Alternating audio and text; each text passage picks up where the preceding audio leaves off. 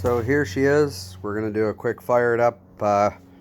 Just doing some dry testing of things before reassembling the bike and pulling things apart to repair.